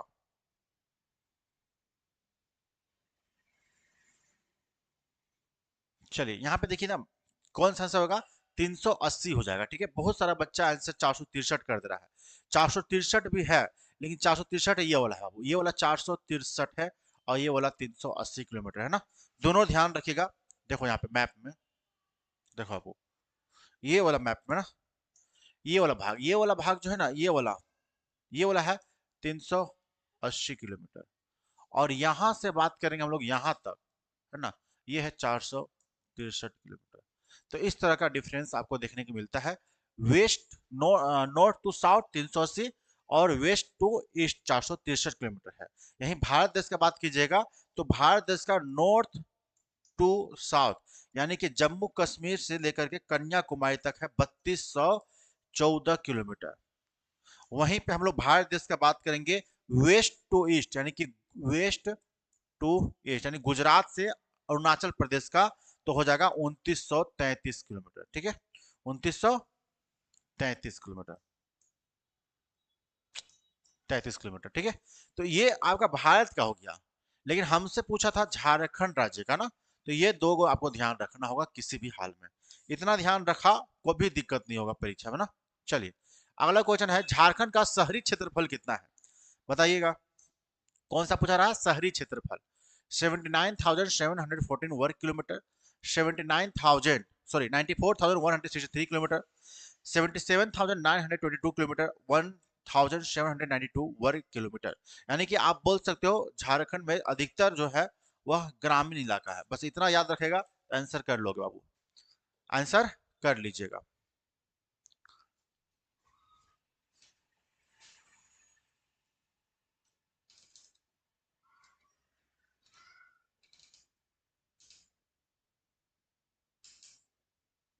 पुष्पा आंसर सी कर रहे हैं। हिंदू आप लोग क्वेश्चन इंक्लूडेड नहीं करते हैं, बस रेस में लग जाते हैं। क्वेश्चन नंबर 16 है ना, क्वेश्चन नंबर 16 देखो, झारखंड का शहरी क्षेत्रफल। पहली बात करेंगे टोटल क्षेत्रफल।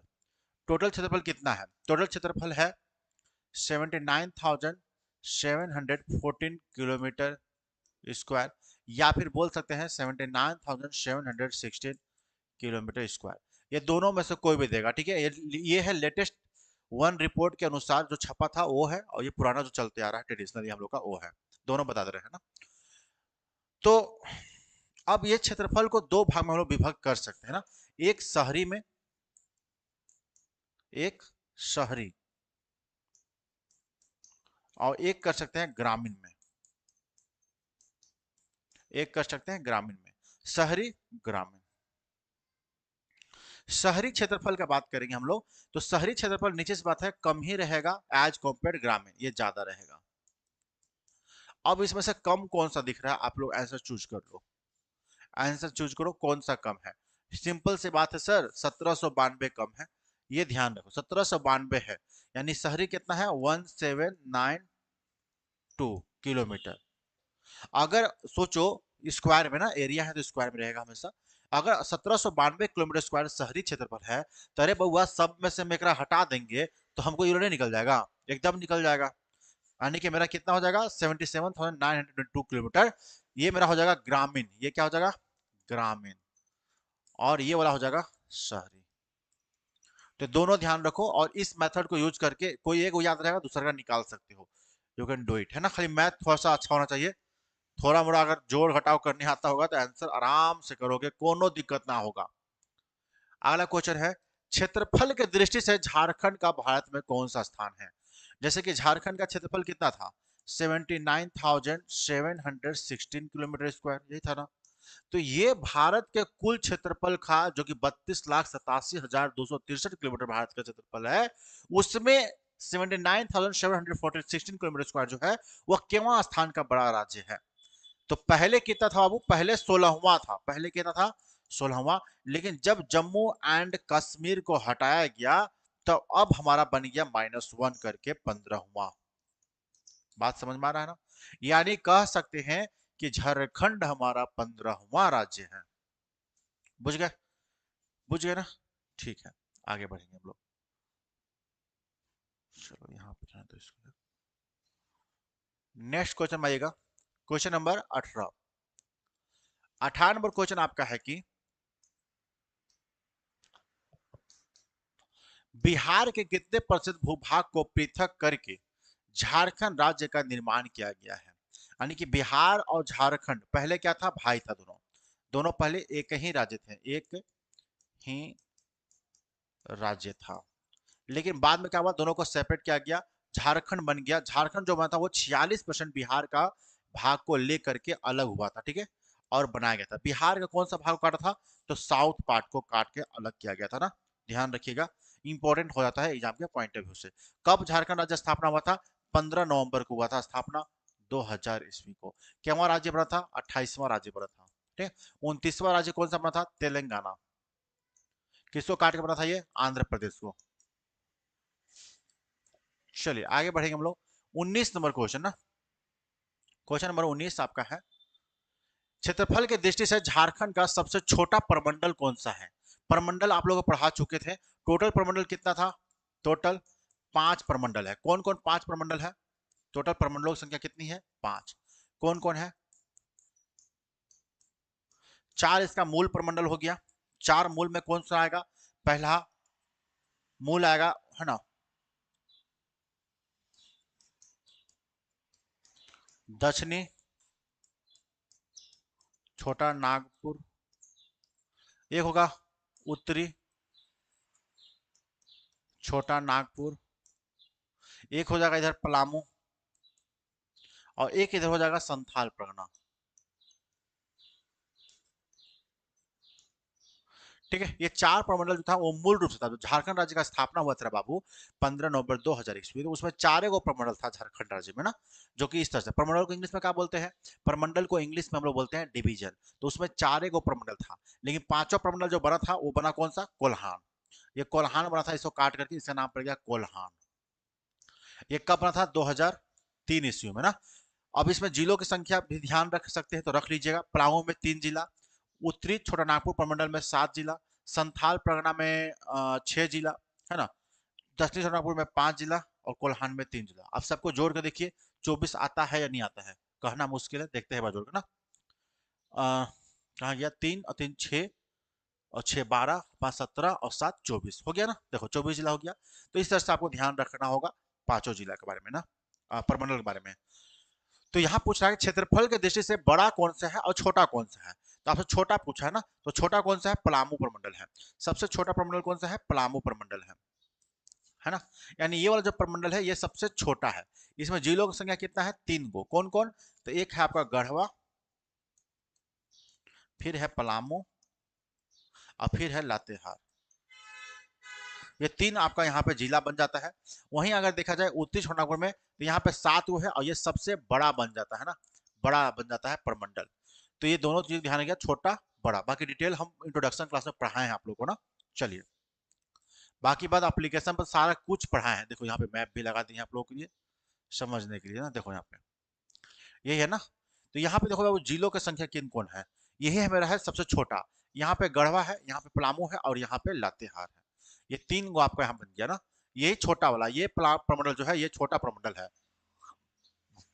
और सबसे बड़ा प्रमंडल कौन सा है, तो इसी के जस्ट बगल में पड़ोसी वाला, ये सबसे बड़ा प्रमंडल है। इसमें जिलों की संख्या 7 गो है बाबू, सोच लो 7 कौन कौन है सर, तो चतरा है, हजारीबाग है, 2 हुआ, चतरा, हजारीबाग, कोडरमा, गिरिडीह, 4 हो गया।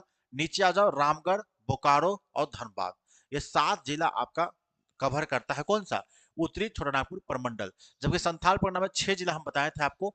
6 जिला कौन कौन है यहाँ पे, तो यहाँ पे देखो, यहाँ पे होगा साहेबगंज, गोड्डा, पाकुड़, दुमका, जमताड़ा और देवघर। ये 6 जिला आपका संथाल परगना बन गया।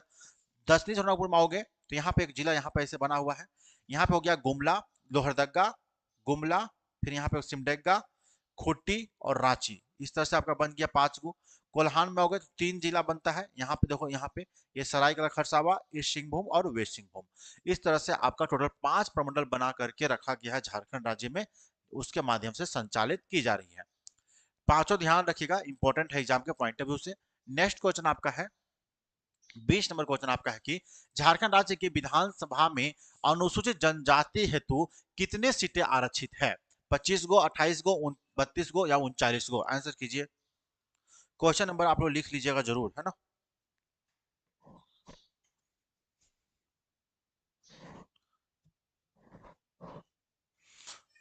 देखो बाबू, पढ़ना उतना ही है जितना जरूरत है ना। और सभी प्रमंडल का स्थापना याद करके आप क्या करोगे? जब एग्जाम में आज तक पूछा नहीं है तो फिर आप ही से पूछ देगा। गजब है ना। हम क्या बोलते हैं ना, हम पॉइंट टू पॉइंट पढ़ा रहे हैं और जबरदस्त कंटेंट दे रहे हैं, बस विश्वास रख के पढ़ लो। लास्ट में कोई शेर उठाना, कोई शेर उठाना और बना के देखना। क्वेश्चन नहीं बनता है तब बोलना कि हाँ सर, क्वेश्चन तो बन में नहीं किया, बनेगा। मोस्टली क्वेश्चन को आप अटेम्प्ट करने के योग्य हो जाओगे। बस खाली पेशेंस रखो, है ना। फालतू चीज पढ़ने से एग्जाम नहीं निकलता है। जिस दिन आपको इस बात का ज्ञान हो गया कि क्या पढ़ना है क्या छोड़ना है और टीचर जो पढ़ा रहा है वो कितना इंपॉर्टेंट है, उस दिन आप एग्जाम निकाल लोगे। अदरवाइज फिर कितना बकवास करोगे, कोई फायदा नहीं है। हम बात करें विधानसभा का ना। विधानसभा में टोटल सीटों की संख्या कितना है? 81।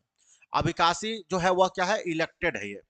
इलेक्टेड यानी कि निर्वाचित होता है। इसको तीन भाग में बांटा गया है। एक है जनरल, एक है एसटी और एक है एससी। एसटी की संख्या झारखंड में कम है इसलिए 9 सीट दिया गया है। एसटी को 28 सीट दिया गया है और बाकी जो रिमेनिंग रह गया वो यानी कि 44 सीट वो यहाँ पे है ना। ठीक है, इस तरह से सीटों को बांटा गया है। आपसे पूछ कौन सा रहा था? आपसे पूछा था कितने सीटें आरक्षित है किसका? अनुसूचित जनजाति यानी कि एसटी ट्राइब्स के लिए ना। तो एसटी के लिए कितना है? 28 को। आंसर क्या हो तो बहुआ? Answer B. समझ में आ गया? आंसर क्या करोगे? बी कर लोगे। कोई दिक्कत नहीं होना चाहिए, कोई परेशानी नहीं होना चाहिए ना। ओके, अगला क्वेश्चन आपका है यहाँ पे, समझिएगा कि झारखंड राज्य की विधानसभा में अनुसूचित जाति हेतु कितने सीटें आरक्षित है? अभी तुरंत बताया था ना। विधानसभा में सीटों की संख्या कितना है? अगर हम लोग बात करें, विधानसभा में सीटों की बात करें हम लोग, तो विधानसभा में सीटों की संख्या टोटल है 81 को, है ना। कितना है? 81 है। और इस 81 को हम लोग तीन भागों में बांट के पढ़ते हैं। कितने भाग में? तीन भागों में बांटते हैं। पहला कौन सा है? पहला है जनरल, एसटी और फिर एससी। एसटी में कितना है बाबू? एसटी में है 28 को, अभी तुरंत बताया था ना 28 को। तो एससी में कितना है? 9 को। और जनरल जो बच गया दोनों को जोड़कर घटा दो 44 को। यहां से आपका आंसर आसान हो जाता है। ठीक है, आंसर क्या हो जाएगा यहाँ पे? 9 को। Answer C. किनको दिक्कत हो रहा है बताइए? कोई दिक्कत वाली बात है क्या इसमें?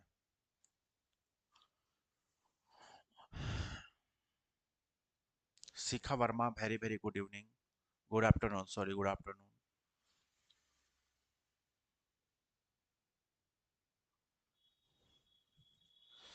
सब लड़कवन काहे से करता है जी? तुम लोग सब दीवाना रहता है। अरे पढ़ाई के भी दीवाना रहो ना बाबू, दुनिया के हर सुख शोहरत और वो मुकाम हासिल होगा। बाकी तुम किसी के पीछे दीवाना रहेगा, कुछ नहीं मिलने वाला है। सिर्फ कुछ पल के लिए खुशी मिलेगा, आगे जाकर दुख ही मिलने वाला है। झारखंड राज्य में लोकसभा तथा राज्यसभा हेतु क्रमशः कितने सीटें हैं बताना है। लोकसभा और राज्यसभा जैसे कि पता होगा अभी लोकसभा में चुनाव होने वाला है, तो कितना सीट पर चुनाव होने वाला है ये बताइए। और राज्यसभा के लिए कितने सीटें नामांकित है? राज्यसभा के लिए 6 सीटें नामांकित है। अब बताइए आंसर कौन नहीं कर पाएगा? हर बच्चा करेगा इसका आंसर, मैं तो हिंट कर दिया हूं ना। कल हुआ 14 6 20। यानी कि अगर आपसे पूछेगा संसद में कितना सीट नामांकित है, तो संसद में बोलिएगा 20 वो सीट है ना। संसद में दोनों भाग आता है ना, इसमें लोकसभा भी आता है और इसमें राज्यसभा भी आता है। प्लस प्रेसिडेंट भी संसद के भाग होते हैं, लेकिन हम लोग का प्रेसिडेंट से मतलब नहीं है यहाँ पे। यहाँ पे सिर्फ मतलब हम लोग का किससे है? लोकसभा से और राज्यसभा से। लोकसभा से कितना सीटें हैं? लोकसभा से 14 सीट है और 6 सीट कहाँ है? राज्यसभा से। यानी कि संसद में टोटल 20 सीट हो गया। ध्यान रखिएगा ना। अब यहाँ पे ना थोड़ा सा खेलना है बाबू, थोड़ा सा खेलना है। लोकसभा में क्या है? लोकसभा में भी सीटों का है ना, सभा। लोकसभा में भी सीटों का आवंटन किया गया है। कैसे कैसे बांट के रखा गया है वो जानिएगा। ठीक है, इसमें भी है जनरल, एसटी और एससी। जनरल, एसटी और एससी। अब सुन लो कितना है ना। जनरल के कितना सीट है? 8 सीट है। एसटी के लिए कितना है? 5 है और एससी के लिए 1 है। इसमें भी आपको आवंटित किया गया है, बांट दिया गया है। चलिए, समझ में आ गया? कोई दिक्कत नहीं है।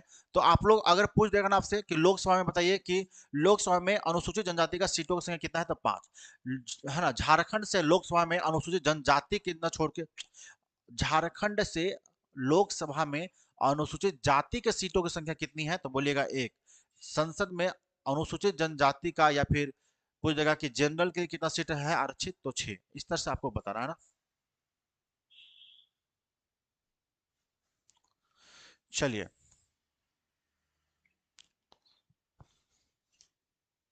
ओबीसी जनरल में काउंट किया जाता है झारखंड में। आंसर यहाँ पे ए हो जाएगा ना। नेक्स्ट क्वेश्चन आएगा, क्वेश्चन नंबर 23।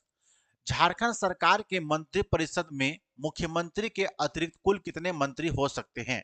11, 12, 14, 10।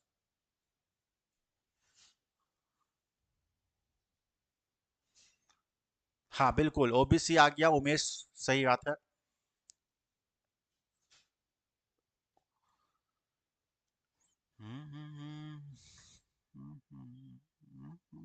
सभी सेशन को लाइक कर दीजिए, है ना, तभी तो मजा आएगा क्लास करने में। गुड आफ्टरनून, गुड आफ्टरनून पवन रेसर बॉय। देखिए यहाँ पे आंसर क्या है ना, झारखंड सरकार के मंत्री परिषद में मुख्यमंत्री के अतिरिक्त कुल कितने मंत्री हो सकते हैं, यानी कि विधानसभा में कितना सीट है, आप गौर करो पहले ना। विधान सभा, विधानसभा में सीटों की संख्या कितना है? 81 गो। 81 का 15% निकाल लेना, ठीक है, ऑलमोस्ट 12.15 आएगा, यानी कि टोटल 12 मंत्री हो सकते हैं, उससे बेसी नहीं हो सकता है ना। टोटल 12 गो ही मंत्री बना करके आपको चलाना है झारखंड राज्य को, ठीक है। अब 12 मंत्री में पूछ रहा है मंत्री, यहाँ पे क्वेश्चन आप लोग नहीं समझ पाए थे ना। आपसे पूछा मुख्यमंत्री के अतिरिक्त, मानी मुख्यमंत्री को छोड़ दीजिए, उसके अलावा कितना मंत्री और रह सकता है, तो उसके अलावा 11 गो मंत्री और रह सकता है। फंस गए यहाँ पे आंसर आप लोग का। ऐसे ही एग्जाम में गलती होता है बाबू, ऐसे ही। इसलिए बोलते हैं ना, आप लोग का एक्सपीरियंस, एक्सपीरियंस भी काम करता है कभी कभी परीक्षा में, समझ गए। ऐसे ही नहीं पढ़ा रहे हैं आपको हम, एक्सपीरियंस भी एग्जाम में काम करता है। वहां पे जाने के बाद वहां पे कभी कभी रिवीजन जो करते हैं बार बार क्लास, वो भी काम करता है परीक्षा में, बहुत चीजें काम करती है परीक्षा में। एग्जाम निकालने के लिए बहुत सारे बच्चे फंस गए हैं ना। आंसर क्या हो जाएगा? आंसर ए हो जाएगा टोटल, ध्यान रखना। नेक्स्ट क्वेश्चन में आ जाइएगा, क्वेश्चन नंबर 24। राज्य की लोकसभा सीटों में अनुसूचित जनजाति के लिए कुल कितनी सीटें आरक्षित है? देखिए पहले डिस्कस कर चुके हैं, आंसर आप लोग आराम से कर सकते हो, करिए।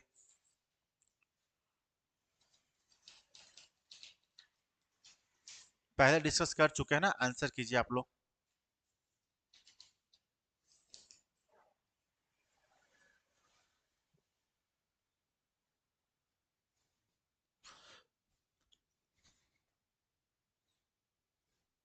थोड़ा सेशन को फास्ट खींच रहे हैं ना, ताकि आप लोग को जल्दी से कराया जा सके। लोकसभा सीटों की संख्या बात कर चुके थे ना।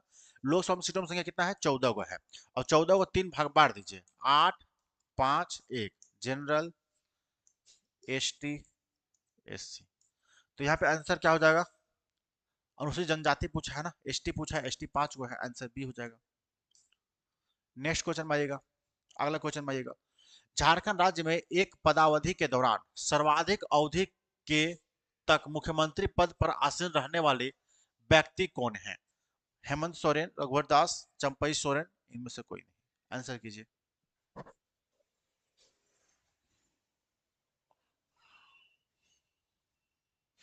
सबसे ज्यादा अभी तक का कार्यकाल किसका ज्यादा रहा है? कार्यकाल है ना। सबसे बेसी कार्यकाल किसका रहा है? अभी रहा है रघुवर दास का।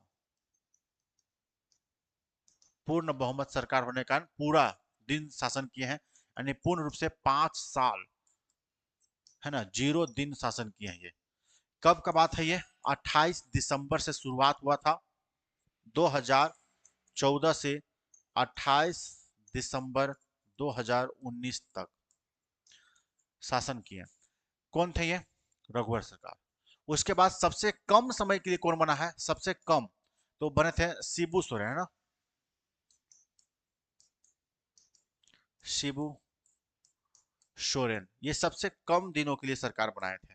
इनका डे था मात्र 10 दिन, 10 दिन तक ही रह पाए थे, उसके बाद इनका सरकार गिर गया था। तो सबसे कम में नाम आता है शिबू सोरेन जी का, सबसे ज्यादा में नाम आता है शिबू सोरेन, रघुवर दास का ना। ध्यान रहेगा। अभी तक कुल कितने व्यक्ति हैं जो मंत्री परिषद पर आसीन हो चुके हैं? तो अब एक नाम जुड़ गया है, टोटल 7 व्यक्ति बन गया है ना। कौन कौन? अर्जुन मुंडा, बाबूलाल मरांडी, शिबू सोरेन, है ना, हेमंत सोरेन, रघुवर दास, चंपई सोरेन, है ना। अब एक और आपका है मधु कोड़ा।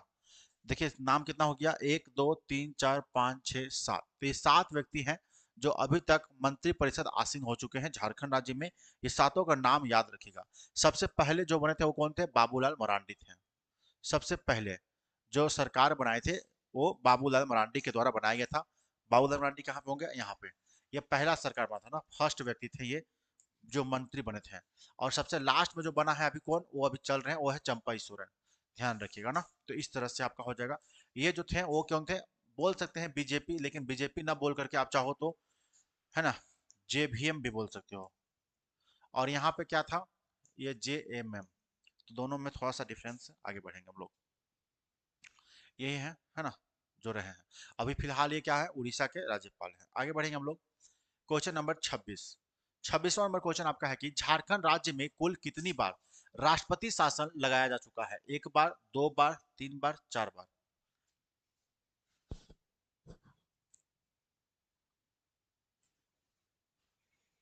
उमेश आंसर 3 खुदे आंसर करता है और खुदे क्वेश्चन बने लिखता है। वाह रे बुआ, बड़ी तेज है बच्चा। 3 बार राष्ट्रपति शासन अभी तक आपके लगाए जा चुके हैं। और 3 बार कौन कौन है, कब कब है, मैं बताता हूँ आप लोग को। पहला है 19 19 जनवरी से 29 दिसंबर 2009 ईस्वी में। फिर है 1 तारीख से 1 जून 2010 से लेकर के 10 सितंबर 2010 तक। और तीसरा 2013 में है ना, 18 जनवरी से लेकर के 13 जुलाई 2013 तक। ये 3 गो डेट आपको ध्यान रखना होगा ना। थोड़ा सा भुलाइएगा, कभी कभी कंट्रोवर्सी होता है दिमाग में, भूल जाइएगा। तो कम से कम ईयर याद जरूर रखिएगा ना। ईयर याद रहेगा 2009 में, कब, 2009 में, 2010 में, 2013 में। ये 3 गो डेट आपको याद रखना होगा। 19 जनवरी से 29 दिसंबर तक, 1 जून से 10 सितंबर तक, और 18 से लेकर के 13 जुलाई तक, यानी 18 जनवरी से 13 जुलाई तक। ये 3 बार राष्ट्रपति शासन लगा था झारखंड में, अभी तक लग चुका है। 3 बार बोलिएगा। चलिए,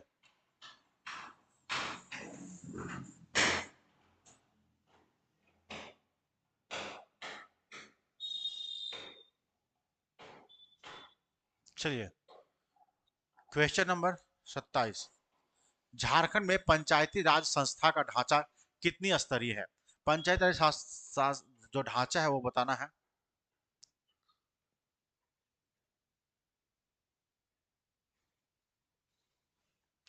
ओके, आंसर 3 स्तर आ रहा है। तीन स्तर याद किया, 3 स्तरीय है। जो कि बलवंत राय मेहता समिति द्वारा दिया गया है। वैसे विशेष रूप से वो पढ़ना कहाँ है, पॉलिटी में, यहाँ नहीं पढ़ना है ना। झारखंड का पंचायती राज संस्था के बारे में बात करेंगे। 3 स्तरीय अपनाया गया है, ठीक है। 3 टायर व्यवस्था है, यानी कि 3 स्तरीय आंसर कीजिएगा। 3 स्तर में आपसे पूछता है ना कि उच्च स्तर पे कौन है, निम्न स्तर पे कौन है, ये पूछता है। उच्च स्तर पे जिला परिषद है। और झारखंड में कितने जिले हैं, टोटल 24 जिला है। यानी कि 24 गो जिला परिषद भी झारखंड में है, जो कि सबसे उच्च स्तरीय होता है। फिर बीच में है पंचायत समिति, ध्यान रखिएगा। और सबसे लास्ट होता है ग्राम पंचायत, यानी ग्राम स्तर पे सबसे लो लेवल पे ये जाकर काम करता है आपके लिए, ठीक है। ध्यान रखिएगा। यानी कह सकते हो तो ग्राम पंचायत को मुख्यमंत्री यानी कि सीएम से जोड़ने का काम कौन करता है, जिला परिषद करता है। आगे बढ़ेंगे हम लोग यहाँ पे। नेक्स्ट है पंचायती राज संस्थाओं में उच्चतम स्तर पे कौन काम करता है, बता दीजिए। पंचायती राज व्यवस्था जो है उसमें उच्चतम स्तर ग्राम पंचायत, नगर पंचायत, जिला परिषद और पंचायती समिति। कोई ऐसा अगर जिला राज्य है, ध्यान रखो, अगर कोई ऐसा राज्य है जिसकी जनसंख्या बहुत कम है, जैसे सिक्किम, तो वहां पे 3 स्तर न अपना करके 2 स्तर अपनाया जाता है, ठीक है। 2 स्तरीय व्यवस्था को उठाई जाती है। जबकि अगर कोई ऐसा राज्य है जहां पे जनसंख्या काफी है, तो 3 स्तरीय ही अपनाया जाता है, जैसे झारखंड में उठाया गया है। साथ में हम बात करेंगे एक और कि कौन सा ऐसा एकमात्र राज्य बना था, एकमात्र, जो 4 स्तर को उठाया था, बाद में छोड़ दिया, बोला तब ने उठा के 4 स्तर, बड़ी झंझट होता है, नहीं छोड़ दिए। वो कौन थे, ममता दीदी, है ना। तो 4 हो जाएगा ममता दीदी का, यानी कि वेस्ट बंगाल का। बाद में छोड़ के 3 स्तरीय को ही अपनाया गया है। और 3 स्तरीय व्यवस्था कौन लाया था? तो बलवंत राय मेहता समिति 1976 में सिफारिश की थी। उसके बाद सबसे पहले जो अपनाया गया था वो नागौर जिला में उठाया गया था ना, नागौर। नागौर में कहाँ पड़ता है? राजस्थान में पड़ता है। यहीं पे सबसे पहले पंचायती राज व्यवस्था को लाया गया था। इतना काफी सफिशियंट है जानकारी आपके लिए। बाकी डिटेल जब आप कहानी पढ़ोगे ना, और जब आपका चैप्टर पढ़ोगे, तो वहां पे आपको बताया जाएगा, उसके लिए चिंता नहीं करना है। सबसे पहले बात करेंगे उच्चतरीय स्तर पे कौन है, तो उच्च स्तर पे सबसे अच्छा है जिला परिषद, यानी कि स्टेट लेवल पे सबसे ऊपर में आता है जिला परिषद। फिर पंचायत समिति बीच का मध्यम में हो गया, और ग्राम पंचायत सबसे लो लेवल का, निम्न लेवल हो गया। ये लेवल को एकदम रखना याद, परीक्षा में पूछता है, अदरवाइज बहुत दिक्कत होगा। ठीक है, चलिए। तो आज क्लास यहीं पे आपका समाप्त होगा दोस्तों। उम्मीद करते हैं आपको समझ में आया होगा और अच्छा भी लगा ना। इसका बुकिंग बहुत जल्द शुरू होगा। आप लोग हमारे चैनल के साथ जुड़े रहिए, लगातार अपडेट रहिएगा, तभी आप इसका बेनिफिट उठा पाइएगा। ठीक है, तभी इसका बेनिफिट आप लोग उठा पाइएगा। और जो बच्चा अभी तक कोर्स इनरोल नहीं हुए हैं, तो पहले एप्लीकेशन में जा करके 99 वाला क्लास ले लीजिए। इसमें आपको थ्योरी पढ़िए, थ्योरी पढ़िएगा, उसके बाद ही हमारा जो क्रैश कोर्स है उसमें आपको बेनिफिट मिलेगा। तो पहले थ्योरी जा करके देखिए, एप्लीकेशन पे 99 रुपये में क्लास मिल रहा है। एप्लीकेशन डाउनलोड कीजिए, नेक्स्ट टारगेट पीएससी, है ना। बहुत सीमित समय के लिए ऑफर रखा गया है 99, फिर हटाया जाएगा, उसको चेंज करेंगे हम लोग। ठीक है, और इसका पीडीएफ कहाँ मिलेगा सर? पीडीएफ इसका मिल जाएगा टेलीग्राम पे। ठीक है, पीडीएफ कहाँ मिलेगा? टेलीग्राम पे। टेलीग्राम पे पीडीएफ दे देंगे। और इस बार आपका आंसर पहले ही डाल के रखनी है, ताकि आपको दिक्कत ना हो ना। ऑफलाइन क्लास करने के लिए लातेहार जिला में जाकर के कर सकते हो। ऑलरेडी वहाँ पे बैच जो हमारा है वो चल रहा है। ठीक है, और न्यू बैच चालू करने की प्लानिंग की जा रही है। पेड क्लास करना चाहते हैं 99 में एंड्रॉइड एप्लीकेशन पे। सेशन अच्छा लगा है तो सेशन को लाइक कर दीजिए और अपने दोस्तों को शेयर कर दीजिए, है ना। आज क्लास कैसा लगा आप लोग एक बार कमेंट करके बता दीजिए।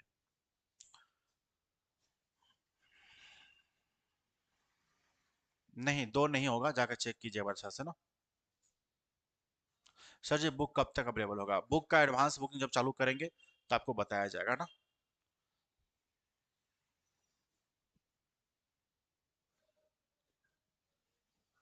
उम्मीद करते हैं आज की क्लास से आपको बहुत सारा जानकारी मिली होगी, बहुत सारी चीजों को सीखे होंगे, और आपका ज्ञान जो है वह बिल्ड हुआ होगा, बढ़ा होगा, है ना।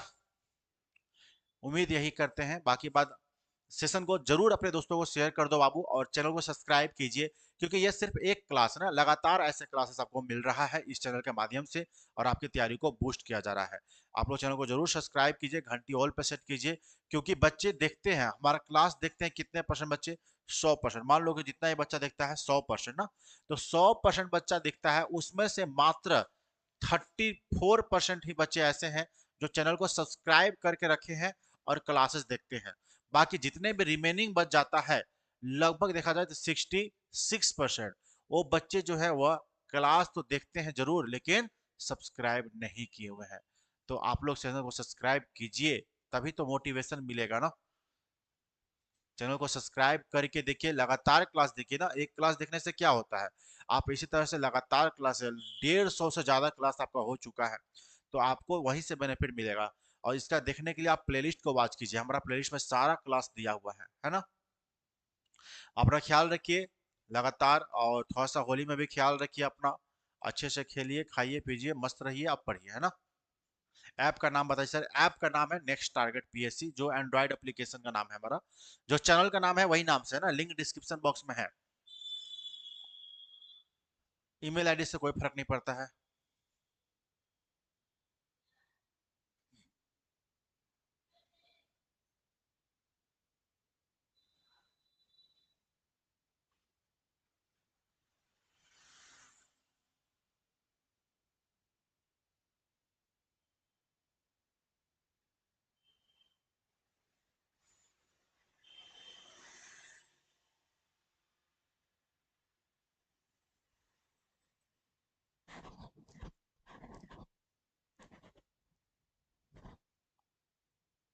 चलिए, धन्यवाद सभी को, धन्यवाद, थैंक यू।